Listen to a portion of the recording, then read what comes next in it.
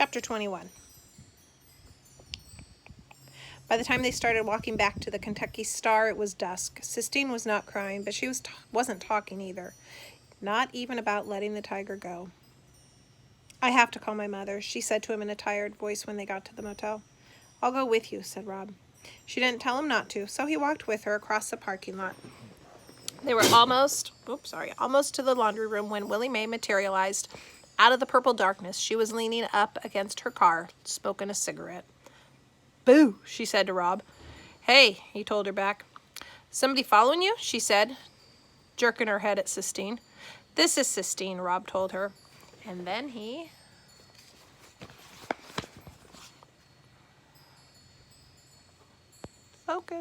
turned to Sistine and said, "This is Willie Mae, the one I was telling you about, the one who had the bird and let it go." "So what?" said Sistine. "So nothing," said Willie Mae. Her glasses winked in the light from the falling Kentucky Star. "So I had me a bird." "Why you hanging around in the parking lot, trying to scare people?" Sistine asked, her voice hard and mean. "I ain't trying to scare people," said Willie Mae. "Willie Mae works here," said Rob. "That's right," said Willie Mae. She reached into the front pocket of her dress and pulled out a package of 8-ball gum. "You know what?" she said to Sistine. "I know you. You ain't got to introduce yourself to me. You angry.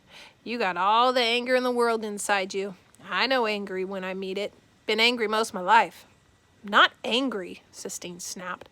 "All right," said Willie Mae. She opened the package of 8-ball. "You an angry liar, then. Here you go." She held out a stick of gum to Sistine. Sistine stared for a long minute at Willie Mae, and Willie Mae stared back. The last light of dusk disappeared, and the darkness moved in. Rob held his breath. He wanted desperately for the two of them to like each other. When Sistine finally reached out and took the gum from Willie Mae, he let his breath go in a quiet whoosh. Willie Mae nodded at Sistine, and then she extended the pack to Rob. She took a piece and put it in her pocket for later. His pocket for later, sorry. Willie Mae lit another cigarette and laughed. "Ain't that just like God," she said, "throwing the two of you together." She shook her head. "This boy full of sorrow, keeping it down low in his legs, and you," she pointed her cigarette at Sistine, "you all full of anger, got it snapping out of you like lightning. You some pair, that's the truth." She put her arms over her head and stretched, and then straightened up and stepped away from the car. Sistine stared at Willie Mae with her mouth open. "How tall are you?" she asked. 6'2", said Willie Mae, "and I gotta get home. But first, I got some advice for you. I already gave this boy some advice. You ready for yours?" Sistine nodded, her mouth still open. "This is it. Ain't nobody gonna come. And ain't nobody gonna come and rescue you," said Willie Mae. She opened the car door and sat down behind the wheel. "You gotta rescue yourself. You understand what I mean?" Sistine stared at Willie Mae. She said nothing. Willie Mae cranked the engine. Rob and Sistine watched her drive away. "I think she's a prophetess," said Sistine. "A what?" Rob said. "A prophetess, said Sistine. "They're painted all over the Sistine ceiling. They're women who God speaks through." "Oh," said Rob, "a prophetess." He turned the word over in his mouth. "Prophetess," he said again. He nodded. That sounded right. If God was going to talk through somebody, it made sense to Rob that he would pick Willie Mae. "You out in the woods with that girl again?" his father asked as soon as Rob stepped into the room. "Yes, sir," said Rob. "Look over here, son." His father was standing by Rob's bed. "Sir?" said Rob. His heart sank. He knew what his father had found. The meat. He had hidden it under the bed until it was time to go feed the tiger again. Oh my gosh, I would think that would stink and be disgusting. "Where'd this meat come from?" his father asked, pointing at the bloody brown bag. Without thinking, Rob said, "Beaucamp?" "Beaucamp," his father repeated, low and dark. "Beaucamp. He don't hardly pay me enough to get by, and now he's giving us rotten meat? He thinks I ain't man enough to put meat on my own table?"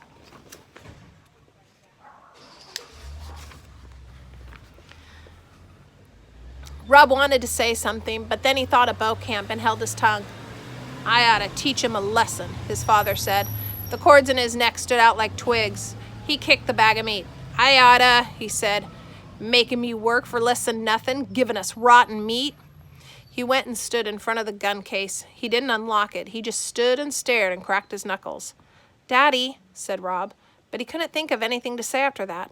His mother had known how to calm his father. She would put her hand on his arm or say his name in a soft and reproachful voice, and that would be enough. But Rob didn't know how to do those things. He stood for a minute more, and then he walked over to his bed and grabbed a piece of wood and his knife. As he left the room, his father was still standing at the locked gun case, staring through the glass at the deer hunting rifle as if he was trying to will the gun into his hands. Rob walked to the Kentucky Star sign. He sat down underneath it and leaned up against one of the cold, damp poles and started to work on the wood. But his head was too full of his father's anger and Sistine's tears. He couldn't concentrate. He looked up at the dark underside of the sign and recalled lying on a blanket, staring up at a big oak. His mother had been on one side of him, and his father, asleep and snoring, had been on the other. He remembered that his mother had taken a hold of his hand and pointed up at the sun shining through the leaves of the tree and said, "Look, Rob, I have never in my life seen a prettier color of green. Ain't it perfect?" "Yes, ma'am," he said, staring at the leaves. "It looks like the original green, the first one God ever thought of." His mother squeezed his hand hard. "That's right," she said. "The first one God ever thought up. The first ever green. You and me, we see the world the same." He concentrated on that green. He let it seep through a crack in his suitcase of not thoughts and fill up his head with color. He wondered if Willie Mae's cricket had been the same bright and original green.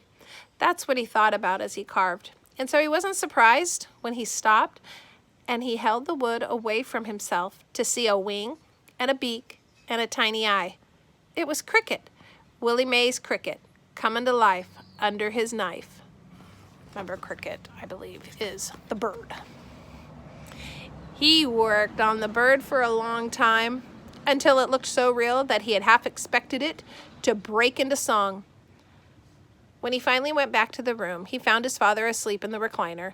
The gun case was still locked. The bag of meat was gone. He wouldn't be able to feed the tiger in the morning.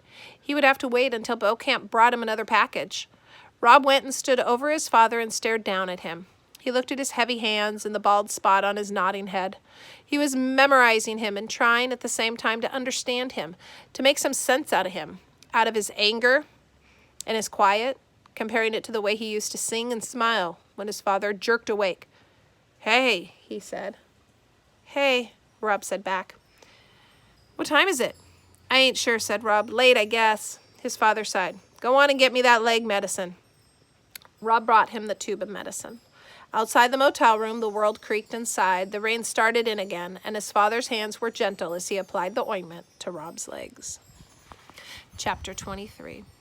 The next morning, Rob put the keys to the tiger cage in one pocket and the wooden bird in the other and set out looking for Willie Mae.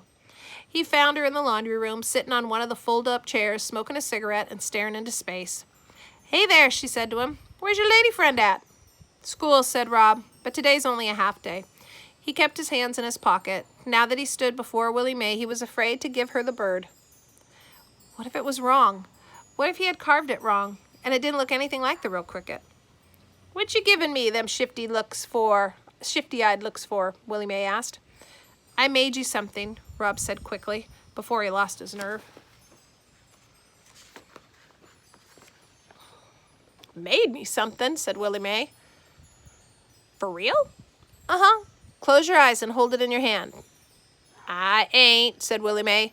But she smiled and closed her eyes and put out her enormous hand, palm up. Rob carefully placed the bird in it. "You can look now," he told her. She closed her fingers around the little piece of wood, but she didn't open her eyes. She puffed on her cigarette. The long gray ash on the end of it trembled. "Don't need to look," she finally said. The cigarette ash dropped on the floor. "I know what I got in my hand. It's cricket." "But you gotta look at it and tell me if I do it right," said Rob. "I ain't gotta do nothing," said Willie Mae, "except stay black and die." She opened her eyes slowly, as if she was afraid she might frighten the bird into flying away. "This the right bird," she said, nodding her head. "This the one." "Now, you don't gotta dream about him no more," said Rob. "That's right," said Willie Mae. "Where'd you learn to work a piece of wood like this?" "My mama." Willie Mae nodded. "She taught you good." "Yes, ma'am," said Rob. He stared down at his legs. I know a wooden bird ain't the same as having a real one." "It ain't," agreed Willie Mae, "but it soothes my heart just the same. My dad said he ain't got no jobs for me until this afternoon. He said I could help you out this morning." "Well," said Willie Mae. She dropped the bird in the front pocket of her dress. "I might could find some way for you to help me." So Rob spent his morning following Willie Mae from room to room, stripping the dirty sheets from the beds. And while he worked, the keys jingled in his pocket, and he knew that soon Sistine would be out of school, and that she would demand again that he unlock the cage and let the tiger go. Should they do it?